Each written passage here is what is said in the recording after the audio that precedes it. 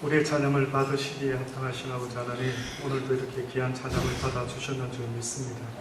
그 찬양의 가사처럼, 그 고백처럼 그의 삶들이 아버지 또한 그렇게 되기를 간절히 바라고 원합니다. 그래서 우리의 삶 자체도 주님이 받으시기에 합당한 삶을 우리 모두가 살아갈 수 있도록 은혜 베풀어 주옵소서. 감사하며 예수님의 이름으로 기도드리옵나이다. 아멘. 오늘 본문의 말씀은 요한이 쓴 말씀입니다. 요한이 자기 자신을 장로라고 표현을 한 것 같아요. 아마 나이가 좀 많이 먹은 시점에서 요한은 자신을 장로라고 표현하면서요, 사랑하는 가이오라는 사람에게 편지를 띄웁니다. 근데 안타깝게도 저도 궁금했습니다. 도대체 요한이라는 사랑의 사도가 누군가를, 가이오라고 하는 누군가를요, 얼마나 사랑했는지, 나의 참으로 사랑하는 자에게 내가 편지한다, 사랑하는 자야, 이렇게까지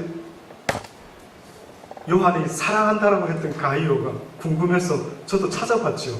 근데 정확하게 한 서너 가이오가 나타나는데 어느 가이오인지 정확하게 알 길은 없답니다. 그러나 대략 추측할 수 있는 것은 아마 한 교회의 리더자가 바로 가이오라는 사람이었다라고 그렇게 추측만 할 뿐입니다. 그런데 요한이 사랑하는 자여, 내 영혼이 잘됨과 같이 이렇게 인사를 합니다. 많은 사람들이 내 영혼이 잘됨과 같이라고 하는 이 첫 번째 조건을 잊어먹고요, 내가 범사가 잘되고 강건하기를 원한다라는 이 말 때문에 만사 형통을 이야기하고 아프지 않고 잘 먹고 잘 살 수 있는 삶을 이야기합니다.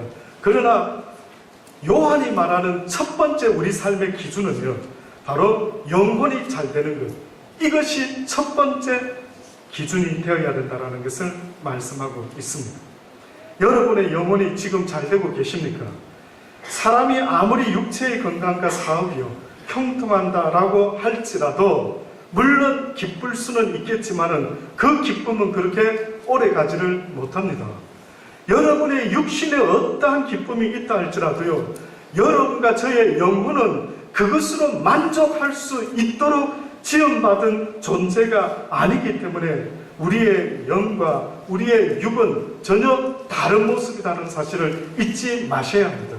그래서 예수님도 광야의 고난 가운데, 금식기도 가운데요, 사단의 첫 번째 그 유혹이었던 그 유혹 아시죠? 이 돌로 떡을 만들어 먹으라 라고 했더니만 뭐라고 말씀합니까? 사람이 떡으로만 사는 존재가 아니다. 다시 말하면 육은 떡이 필요할 수 있을지 몰라도 인간의 존재 목적은 육이 되어서는 안 된다. 그래서 뭐라고 말씀합니까? 사람이 떡으로만 사는 것이 아니요 하나님의 입에서 나오는 모든 말씀으로 산다라. 그런데도 불구하고 지금도 이 땅에 수많은 사람들이요, 자신의 육을 기쁘게 하려고 얼마나 애를 쓰고 노력하는지 모릅니다. 그러나 결국은 그 모든 것의 끝은요, 여러분, 죽음이라는 사실을 잊지 마십시오.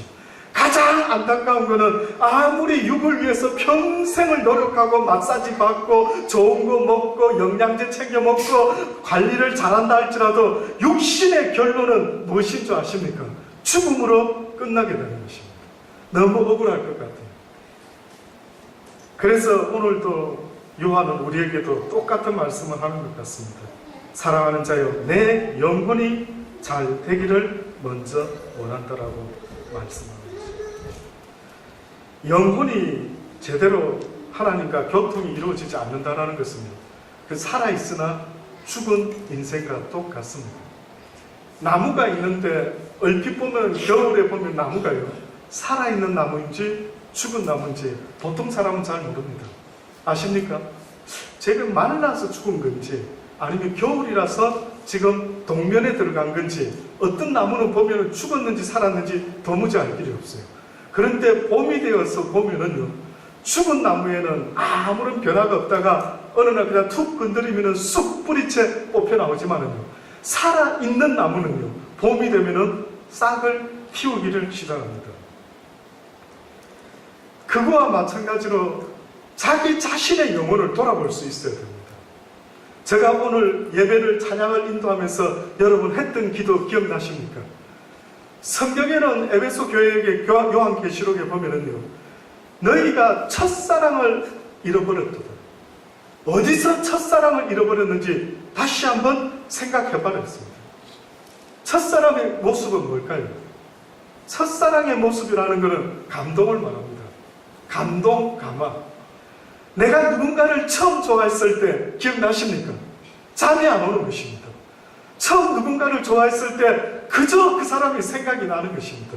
그저 그 사람을 만날 생각을 하면은요, 가슴이 쿵동쿵동쿵동하고 어쩔 줄 몰라 하면서 막 1시간, 2시간 전부터 이 옷을 입어보고 저 옷을 입어보고 막 준비를 하면서 그 첫사랑을 시작할 때의 그 느낌은요, 아마 해본 사람이면 다 알 것입니다. 기억나십니까? 너무 오래돼서 다 잊으셨습니까? 놀랍죠? 와, 첫사랑은 사람을 내 인생 통틀어서 그 첫사랑 가운데 내 가슴이 쿵퉁쿵퉁한 적은 언제 있었겠습니까? 그런데 성경에도요, 에베소 교인들에게 뭐라고 하나님은 말씀하고 있느냐면 너희가 어찌하여 첫사랑을 잃어버렸느냐라고 이야기하십니다. 너희가 나 예수를 알게 되었을 때, 나 예수를 나의 주 나의 하나님, 그렇군요, 주님이 나를 지으신 분이시군요, 주님이 내 생명의 근원이시군요, 주님만이 내 삶의 이유가 되시네요 라고 했을 때 그 벅찼던 감동과 감화를 왜 잃어버렸느냐라고. 그래서 내 영혼이 지금 하나님 앞에서 잘 걸어가고 있는지 아닌지를 어느 때 알 수 있느냐면요, 하나님의 말씀을 읽을 때에, 주의 이름을 찬양할 때에, 여호와의 말씀을 들을 때에 나에게 감동이 있는지를 스스로 물어보십시오. 혹시나 감동을 한번 시켜보시죠, 목사님? 이러는 분이 없기를 바랍니다. 이러는 분이 없기를 바랍니다. 그 마음에는 하나님도 감동시킬 수가 없습니다. 하나님과의 이 영적 교통이요, 있지 않게 되면은 하나님의 사람들은 이렇게 기도하고 몸부림칩니다. 시편 42편에 보면 고라의 자손 마스길이다, 고라의 자손들의 교훈의 시다 라고 하시면서 이런 고라의 자손들이 이런 기도를 합니다. 내 하나님이여, 내 영혼이 내 속에서 낭망이 되므로 내가 요단 땅이나 헤르몬과 미샬 산에서 주를 기억하나이다. 주의 폭포 소리에 깊은 바다가 서로 부르며 주의 파도와 물결이 나를 엄몰하도소. 낮에는 여호와께서 그 인자함을 베푸시고 밤에는 그 찬송이 내게 있어 생명의 하나님께 기도하리로다. 내 반석이신 여호와 하나님께 말하기를 어찌하여 나를 잊으셨나이까? 어찌하여 나를 잊으셨나이까? 내가 어찌하여 원수의 압제로 말미암아 지금 이렇게 슬퍼하는 자가 되고 말았나이까? 내 뼈를 찌르는 칼같이 나의 대적이 내 심령을 얼마나 괴롭히는 줄 모릅니다. 자꾸만 그 인간의 말이 내 가슴을 찌르고 있습니다. 자꾸만 그 인간의 이야기가 나를 괴롭히고 있습니다. 하나님, 이게 왜 어쩐 일입니까? 내 영혼이 어째 이러고 있습니까? 그들의 비방 소리를 듣나이다. 그들이 늘 이렇게 말하는 것 같습니다. 내 하나님이, 너희 하나님이 어디 있느냐?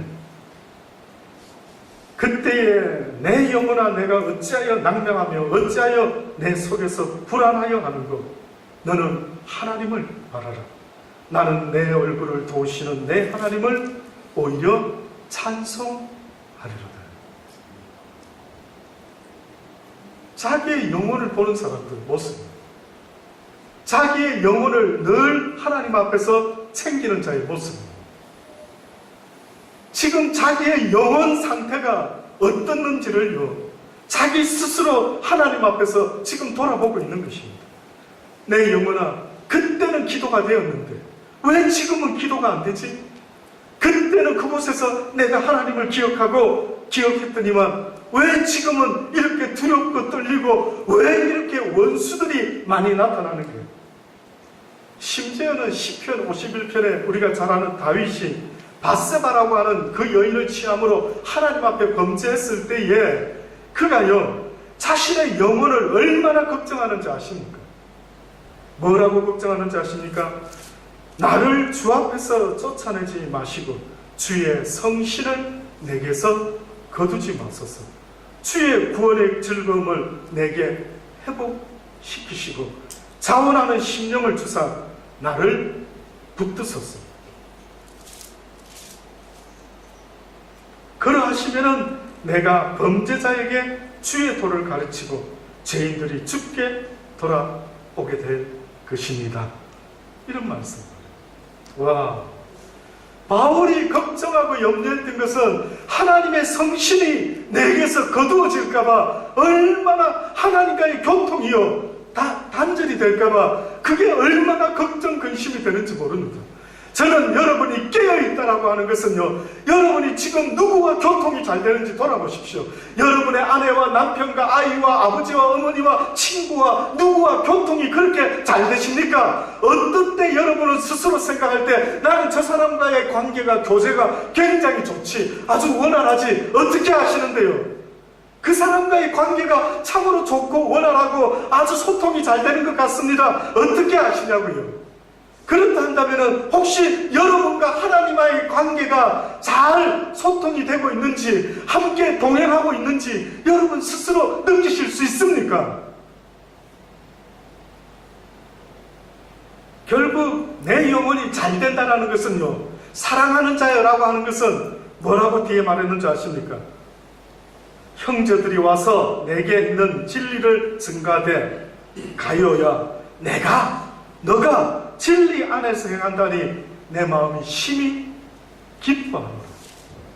네가 진리 가운데 행한다니, 여호와의 말씀에 순종한다고 하니 내 자녀들이 진리 안에서 행한다 하는 말을 듣는 것보다 나에게 즐거움이 어디 있겠는가?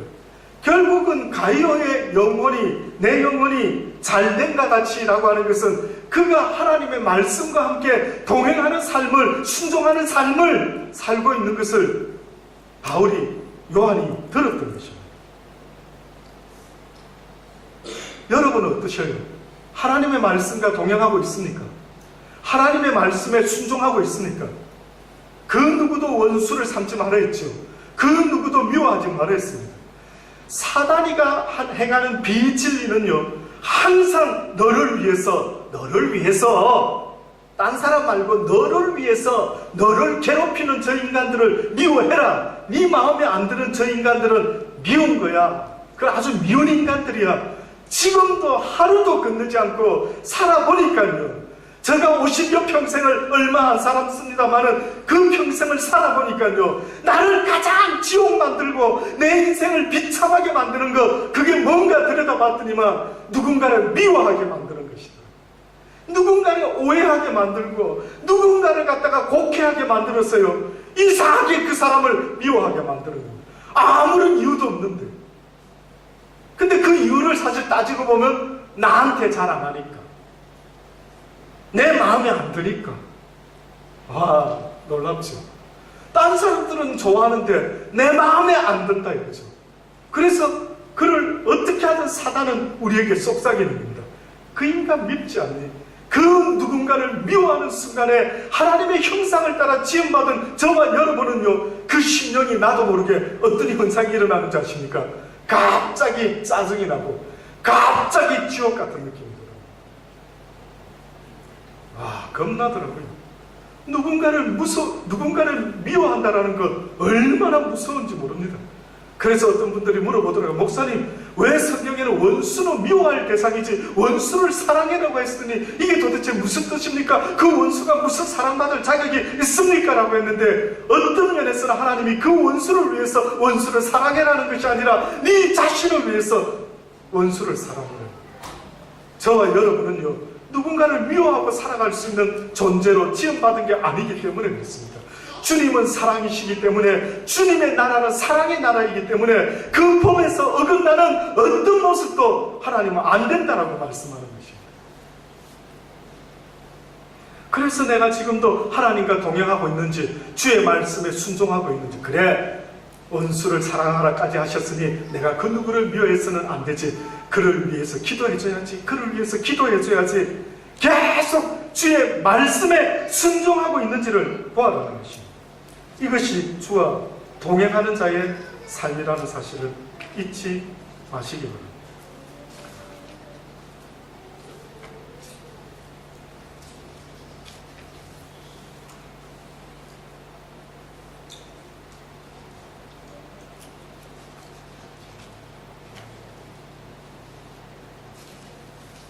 하나님의 말씀을 가지고 살아가는 사람의 모습을요, 성경은 복 있는 사람이다라고 그렇게 말씀을 합니다. 시편 1장에 있는 말씀, 여러분 평생 외우실 수 있기를 바랍니다. 평생 주기도문같이 외우실 수 있어야 될 성경의 장을 소개한다면 저는 시편 1편의 말씀을 꼭 추천합니다. 이 말씀이 왜 이렇게 귀한 말씀인지 아십니까? 복 있는 사람, 저는 꼭 이 말씀이 하나님과 동행하는 사람은, 하나님의 말씀에 순종하는 사람은 악인의 길을 쫓지 아니하며 죄인의 길에 서지 아니하며 오만하는 자리에 앉지 아니하며, 이 오만한 자리에 앉지 않는다, 이런 말들은요, 내가 지금 겸손한 자리에 앉아있다는 것은 내 이웃을 내 몸과 같이 사랑하며 원수를 저주하지 아니하고 그를 위하여 기도해주고요, 모든 일을 사랑하려고 하는 그 마음으로 살아가고 있다면요, 나는 지금 오만한 자의 자리에 앉아있는 자가 아니라 하나님과 같이 겸손한 자의 자리에 앉아있는 겁니다. 그런데 나도 모르게 어느 순간에 하나님의 말씀을 잃어버리는 그 순간, 누군가를 판단하고 누군가를 저주하고 누군가를 심판하고 누군가를 미워할 때에 그 사람이 앉는 자리는요, 오만한 자의 자리에 앉게 됩니다.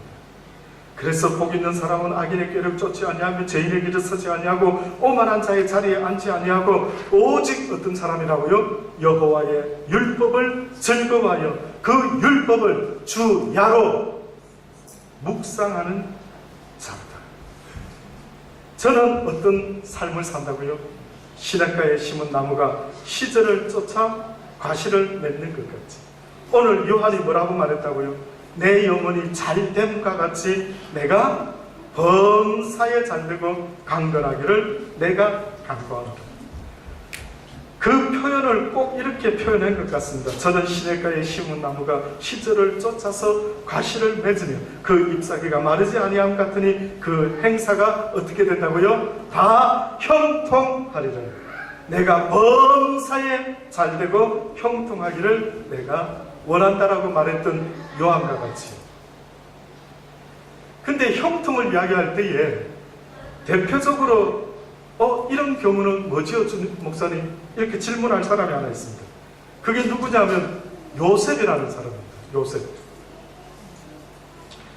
창세기 39장에 나와 있는 이 요셉의 이야기 보면은요, 요셉의 인생은 여러분이 아는 것처럼 12살 때쯤에 형들의 손에 팔려가지고요, 보디발이라는 어느 장수의 집, 장군의 집에 종으로 팔려 들어가죠. 근데 그 종으로 팔려온 요셉을 본 그 보디발의 이야기가 나옵니다. 2절에 보면은 창세기 39장 2절부터 보면은 여호와께서 요셉과 함께 하심으로 그가 형통한 자가 되어 그 주인 애굽 사람의 집에 있으니 그 주인이요 여호와께서 그와 함께 하심을 보며 또 여호와께서 그의 범사에 형통케 하심을 보았더라.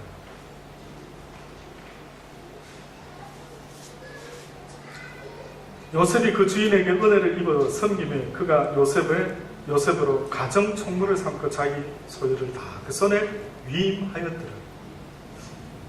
요셉이 형통한 자였다. 그 이유는 여호와께서 요셉과 함께 했기 때문이다. 근데 또 보디발이 하는 말이 내가 보니 요셉은 여호와와 그의 하나님과 함께 하는 것을 내가 보는 도다. 뭐 갑자기 영의 눈이 짠 열어져가지고 요셉 옆을 쳐다봤을까요? 뭘 보고 보디발이 그랬을까요? 생각해 보신 적 없습니까? 너무 바빠서. 행하신 하나님이 요셉을 통해서 행하는 일을 보고 요셉이 행하는 일을 보면서 하나님이 그 요셉에게 복을 준 것을 이 보디발이 깨달은 거예요. 요셉은 자기 형들의 손에 팔린 사람이죠. 그러니까 팔려왔어요. 그렇죠? 팔려와서 보디발이라는 장관이 아유 안 됐다 이 불쌍한 애 지금 형이 어쩌다가 노예가 돼가지고 이렇게 팔려왔지. 그 이제 물어봤겠죠. 얘 너 누구니? 너 어쩌다 이리 됐어? 성경에 다 써놓지는 않았지만 저 같으면 당연히 물어봤을 겁니다. 그럼 그 아이가 자기를 설명했겠죠. 혹시 뭐라고 설명했을까요? 요셉이 자기를 소개할 때에 과연 뭐라고 소개했을까요? 전 잘은 모르지만요. 나중에 요셉이 보디발의 아내의 유혹을 거절했을 때 그가 뭐라고 말했는지 아십니까? 내가 어찌 이 큰 악을 행하여 하나님께 득죄하리까? 요셉은 그 정도였습니다. 요셉이 하나님을 의식하고 살았던 그의 삶의 믿음의 모습이 이 정도였습니다. 그러니 제가 잘은 몰라도요, 성경에서는 써놓은 말이 별로 없지만은 한번 유추해 볼 때 분명히 보디발 장군이 물어봤겠죠. 넌 누구니? 그랬을 때에 요셉은 이렇게 말했을 것 같아요. 나의 아버지는 아브라함의 하나님, 우리 조상의 하나님, 그 하나님을 섬기는 그의 아들이십니다. 그의 아들이십니다. 저도 어렸을 때부터 그 하나님을 배웠고요. 우리 하나님은 살아 역사하시는 하나님이십니다. 아마 보디발이 그 말을 듣는 순간에요. 참, 네 하나님은 네가 이렇게 종으로 팔려오는 온 것을 알지 모를지 모르겠다. 야. 뭐 이렇게 속으로 비아냥했을는지도 모르죠. 근데 어쨌든요. 보디발이 대화를 나눠보니까 하나님을 믿는 히브리 소년인 것입니다. 그래? 네 하나님을 믿어? 알았어. 근데 보니까 그의 하나님이 그와 함께하는 것을 보기 시작한 거예요. 그 뜻은요. 이 아이가 사람을 의식하는 자가 아니라 하나님의 말씀대로 살려고 하는 자인 것을 보았던 것입니다. 무슨 보디발이 영적으로 갑자기 눈이 떠진 게 아니고요. 결국은 하나님께서 우리에게 보기를 원하는 어떠한 삶의 모습이 있다면요, 너의 하나님이 너에게 가르쳐준 그 말씀대로 네가 순종하며 지금 살아가고 있는지를 물어보시는 것입니다. 멘토용 크리스찬의 모습이 아니고요, 그저 접대용 크리스찬의 모습이 아니고요, 여러분의 심령 중심에서요, 과연 하나님의 말씀에 순종하며 살아가고 있는지를 하나님은 보기를 원하시는 것입니다. 이것이 바로 하나님과 동행하는 자의 삶의 기준이 되는 것입니다. 하나님은 계속 요셉과 함께 한다고 말씀합니다. 그래서 억울한 누명을 쓰고 우리가 아는 것처럼 요셉이 어디로 또 잡혀 들어갑니까? 애써서 그렇게 성실한 귀한 삶의 열매, 만사 형통에 잘 될 것 같았던, 아주 잘 진행되고 있었는데 만사 형통이요, 갑자기 한 방에 깨지고 말았습니다. 누구 때문에? 억울한 누명을 쓰고 그 보디발의 아내의 그러한 거짓말에 의해서 감옥에 갇혀버리고 맙니다. 그런데도 불구하고 성경에는 뭐라고 써놓는지 아십니까? 요셉이 옥에 갇혔으나 여호와께서 요셉과 함께 하시고 인자를 다하사 전옥에게 은혜를 받게 하시며 전옥이 옥중 제수를 다 요셉의 손에 맡김으로 그 재반 사물을 요셉이 처리하고 전옥은 그의 손에 맡긴 것을 무엇이든지 돌아보지 아니하였으니 이는 여호와께서 요셉과 함께 하시니라. 여호와께서 그의 범사에 형통케 하셨더라. 이것 하나만 기억할 수만 있다면 좋겠습니다. 하나님이 과연 요한을 통해서 사랑하는 자여 내 영혼이 잘된 것 같이 내가 범사에 잘되고 강건하고 형통하기를 원한다라고 했는데 요셉의 형통함을 보니까 우리가 생각하는 만사형통이 아닌 겁니다. 이상하게 중간중간에 잊을만 하면 고통이 오고 고통이 왔었지. 결국은 이 모든 어려움과 큰 연단 가운데 하나님이 우리와 함께 하시는 그런 연단이 있다라고 하는 사실을 잊지 마시기를 바랍니다. 어떤 사람이 꿈을 꿨습니다. 나이가 좀 많이 되신 분인 것 같아요. 꿈속에서 그는 자신이 살아왔던 인생의 길을 돌아볼 수 있는 기회가 있었답니다. 근데 꼭 그 인생의 길이 바닷가에서 모래 위에 걸어온 모습과 같은 장면이 보여서 자기의 인생길을 이래 뒤돌아보니까요, 그 모래밭에 발자국이 쫙 지금 서 있는 데까지 연결이 되어 있더라고요. 근데 이렇게 쭉 전체를 보니까 신기한 일이 있습니다.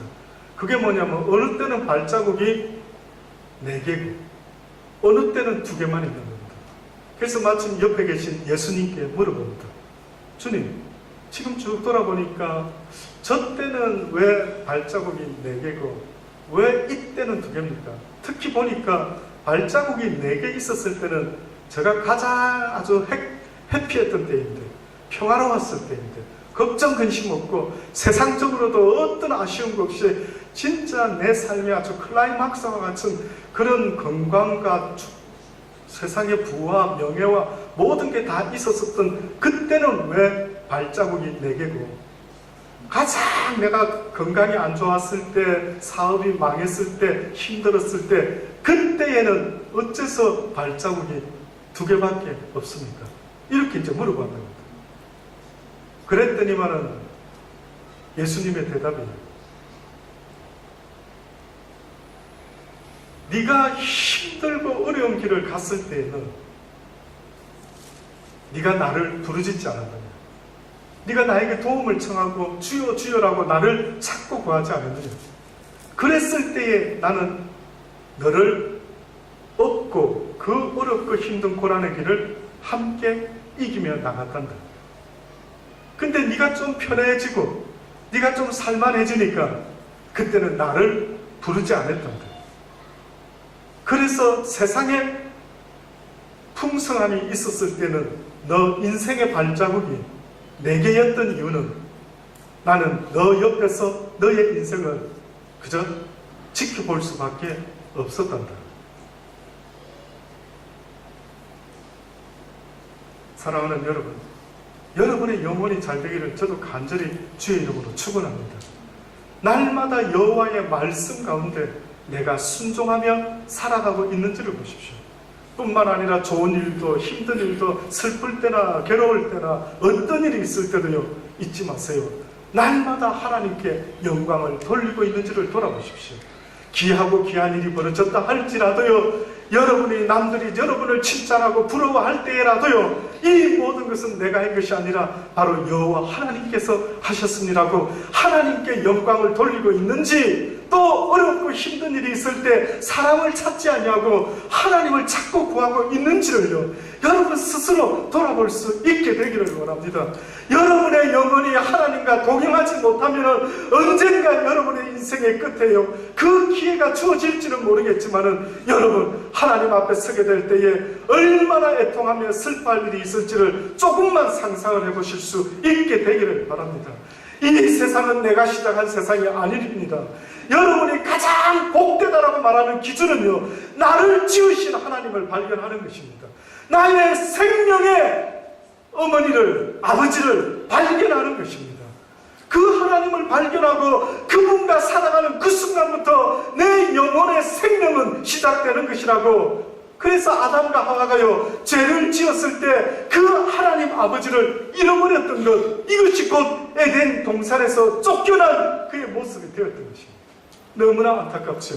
에덴 동산에서 쫓겨났다는 것은 하나님과 함께 거닐던 그 삶에서 그가 하나님을 잃어버리고 말았던 것입니다.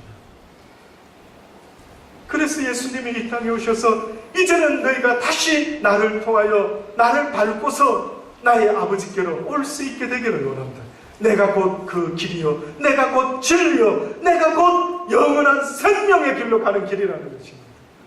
여러분, 크리스찬의 삶은 세상 사람들하고 똑같아서는 안 됩니다. 죽는 것은 똑같을는지 모르지만 크리스찬들은 그 죽음 너머에 영원한 생명이 있다는 사실을 잊지 마십시오. 어떤 사람이요, 비행사가요, 너무나 감동적인 이야기더라고요. 비행기를 모는 중에, 그가 기장으로서 비행기를 모는 중에 어느 테러범들이 비행기를 피납을 하는 것입니다. 장악을 했습니다. 그리고는 기장한테 와가지고 권총을 머리에다 대고요, 그 크리스찬 기장한테 이야기를 합니다. 시키는 대로 안 하면 죽여버린다고. 그래서 그가 이제 어느 공항에 급히 이제 착륙을 시켰던 모양이에요. 1985년도에 실제 있었던 그 사건이었습니다. 그러니까 이 여행객들을 붙잡고요, 이 납치범들이 이제 자기들의 요구를 관철시키려고 막 그렇게 실갱이하고, 막 그 안에 있는 모든 사람들은 두려움과 공포 속에서 언제 죽을 줄 모르는 그런 상황 속에 있게 됐습니다. 여러분은 그럴 때 어떤 생각을 할 수 있을까요? 그 크리스찬 기장이요, 그때에 처음에는 막 두려움이 엄습을 하더랍니다. 평상시 때는 자기가 하나님을 잘 믿고 있는 그런 크리스찬 기장인 줄 알았는데, 예상 못한 어려움이 딱 닥치니까요, 내가 하나님과 동행했던 사람인지 아닌지를 여실히 보게 되는데, 보니까 두려움이 막 엄습을 하더랍니다. 그래서 그가 하나님께 기도했답니다. 하나님, 왜 이런 일이 내 인생에 생겼습니까? 그러면서 기도를 하면서요, 혹시나 하나님, 이제 나를 불러가실 때가 되어서 이런 환경을 만드신 겁니까? 그렇다고 한다면 이제 영원한 생명의 나라로 이 죽음을 통하여 나를 인도하여 주실 줄을 믿습니다. 이런 기도를 하는데 갑자기 마음에 평안이 쑥 들어오더라는 것입니다. 그래서 오히려 자기 걱정은 안 되고요, 그 승객들과 가족의 걱정을 오히려 이 기장이 하면서, 그렇게 그 며칠간의 공포의 시간들을 다른 승객들은 두려움과 떨림 속에 아무것도 못하고 벌벌벌 떨고 있었는데, 그분이 그런 마음이 들더랍니다. 그러면서 또 어떤 기도가 됐느냐 하면요, 만약에 이 타임이 하나님이 나를 불러가실 타임이 아니라고 한다면은 주님께서는 저 사람들의 권총을 막으실 수 있을 줄 믿습니다. 제가 주중에 어떤 분이 지난 주중에 동영상 하나를 보내왔는데, 제가 보내드린 분들 아마 있는지 모르겠습니다. 아마 받아보신 분들, 어떤 지역에서 이 사람들이 아마 크리스찬들을 죽이고 또 마을 사람을 죽이던 와중에 어떤 청년 하나를 붙잡아와서 권총으로 죽이려고 하는데, 방아쇠가 계속 철컥철컥 소리만 나고 총알이 안 나가는 것이에요. 근데 그 손 들고 무릎 꿇고 있는 젊은이가요, 무슨 소리를 자꾸 중얼중얼 하는데 보니까 기도를 하고 있는 거예요. 아마 저는 잘은 모르겠는데 그 청년도 그런 심정 아니었을까요? 하나님이시여, 나의 영혼을 주님께 의탁하나이다. 그 죽음 앞에서 그럴 수 있는 사람, 두렵고 떨림으로 어쩔 줄 몰라고 무서워 이렇게 두렵지 아니하고 그 앞에서 내 영혼을 아버지 손에 맡기나이다라고 기도할 수 있는 그 사람, 근데 때가 안 되었는지 총알이 안 나가는 겁니다. 공중에 대고 총을 쏘는데 공중에는 나가는데 그 사람한테는 총알이 안 나가는 거예요. 몇 번을 시도하다 안 되니까요, 어처구니 없어서 그 사람이 가더라고요. 이 기장도 그렇게 기도해 모여요. 주님이 때가 아니면은 저자가 아무리 나를 죽이려고 할지라도 결단코 나를 죽일 수 없을 줄 믿습니다. 이렇게 평안한 마음이 되어서 기도를 하고 그렇게 며칠을 보냈는데 드디어 그 테러범들을 잡아서 문제가 해결이 됐답니다. 그때서야 그 사람이 비로소 자기를 돌아봤대요. 그렇구나, 내가 하나님과 동행하는 자인지 아닌지, 하나님이 나에게 임재함으로 내가 하나님 안에, 하나님이 내 안에 하나가 되어 살아가는 그 상황을 자기 스스로 이제 돌아본 거예요. 그 사람은 어느 상황 속에서라도, 어느 죽음 앞에서라도 내 심령이 조금도 두려워하지 아니하고 평안 가운데 머물 수만 있다면은 그는 깨달았던 것입니다. 그렇구나, 내가 하나님이 나와 동행하심을 스스로 깨달을 수가 있게 됐던 것입니다. 사랑하는 여러분, 아무쪼록 무슨 일이 그래 바쁘게 살아가실 수도 있겠지만은 날마다 여러분 자신을 돌아보며 하나님과 동행하는, 그래서 내 영혼이 먼저 잘 돼야 되는, 그 그 이후의 모든 일들은 범사가 형통하다라는 말은 어떤 고난이 올지라도, 어떤 오해가 있을지라도, 어떤 힘든 일이 있을지라도 모든 것이 다 주의 선한 뜻 가운데 협력하여 선을 이룰 것을 믿어 의심치 않는 그러한 복된 믿음의 사람들이 다 되시기를 주의 이름으로 축원합니다. 기도하시겠습니다. 좋으신 아버지 하나님 감사합니다. 내 영혼이 잘된과 같이 내가 범사에 잘되고 그것이 어떤 힘든가 어려움과 연단이 있을지라도 협력하여 선을 이루실 하나님을 기억함으로 네가 진리 가운데 행한다라는 소식을 들었으니 참으로 나를 기쁘게 하였다라고 했던 그 요한의 말처럼 우리 주님도 우리가 그렇게 살아가기를 보기를 원하시는 줄 믿습니다. 우리의 영혼이 주의 말씀과 늘 동행하며 그 말씀에 순종하며 살아갈 수 있도록 은혜 베풀어 주옵소서. 예수님의 이름으로 감사하며 기도드리옵나이다. 아멘.